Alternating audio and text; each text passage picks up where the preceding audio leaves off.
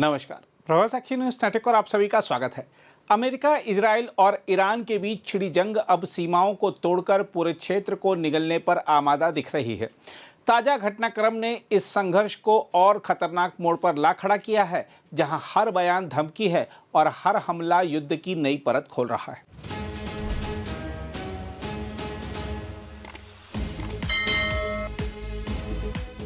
हम आपको बता दें कि सबसे बड़ा झटका ईरान को तब लगा जब इजराइल और अमेरिका के संयुक्त हमले में ईरान की रेवोल्यूशनरी गार्ड की खुफिया इकाई के प्रमुख मेजर जनरल मजीद खादेमी मारे गए।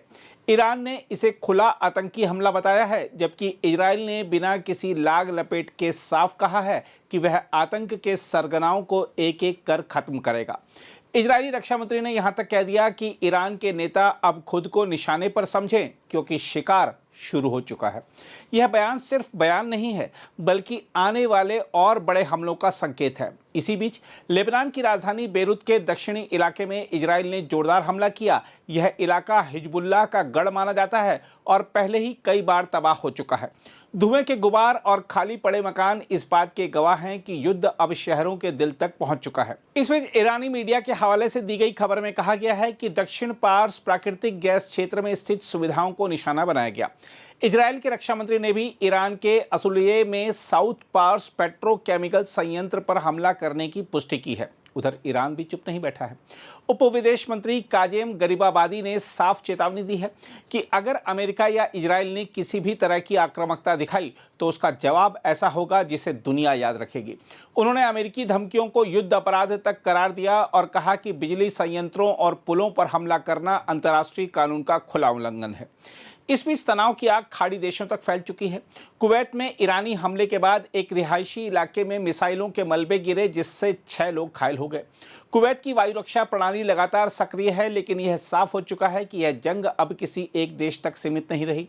सबसे खतरनाक मोर्चा है हॉर्मुज जलडमरू मध्य। यह वही रास्ता है जहां से दुनिया का बड़ा हिस्सा तेल और गैस गुजरता है। यहाँ ईरान समर्थित इराकी गुट कताइब हिजबुल्लाह ने धमकी दी है कि अगर इसे जबरन खोलने की कोशिश की गई तो तेल और गैस के हर ठिकाने को राख बना दिया जाएगा। यह चेतावनी वैश्विक अर्थव्यवस्था के लिए सीधे खतरे की घंटी है। उधर ईरान के अलग अलग शहरों में हवाई हमलों ने तबाही मचा दी है। इस्लाम शहर में एक रिहायशी इमारत पर हमले में कम से कम 13 लोगों की मौत हो गई। तेहरान, शिराज, अहवाज और करज जैसे शहर भी हमलों की चपेट में हैं। इन हमलों की जिम्मेदारी भले किसी ने खुले तौर पर नहीं ली, लेकिन उंगलियां साफ तौर पर इजराइल और अमेरिका की ओर उठ रही हैं। इस बीच इजराइल के शहर हाइफा में ईरानी मिसाइल गिरने से मौतें हुई हैं। यह दिखाता है कि जवाबी कार्रवाई भी उतनी ही घातक है। दोनों तरफ से आम नागरिक सबसे ज्यादा कीमत चुका रहे हैं। साथ ही ईरान ने एक और बड़ा कदम उठाते हुए एक व्यक्ति को फांसी दे दी, जिस पर अमेरिका और इजराइल के लिए जासूसी करने का आरोप था। यह कदम बताता है कि ईरान अंदरूनी मोर्चे पर भी सख्ती बढ़ा रहा है और किसी भी तरह की बगावत को कुचलने के मूड में है। उधर रूस ने साफ कहा है कि पूरा मध्य पूर्व आग में जल रहा है। यह बयान सिर्फ चिंता नहीं, बल्कि वैश्विक स्तर पर बढ़ती बेचैनी का संकेत है। हालात इतने बिगड़ चुके हैं कि अब युद्ध रोकने के प्रयास भी शुरू हो गए हैं।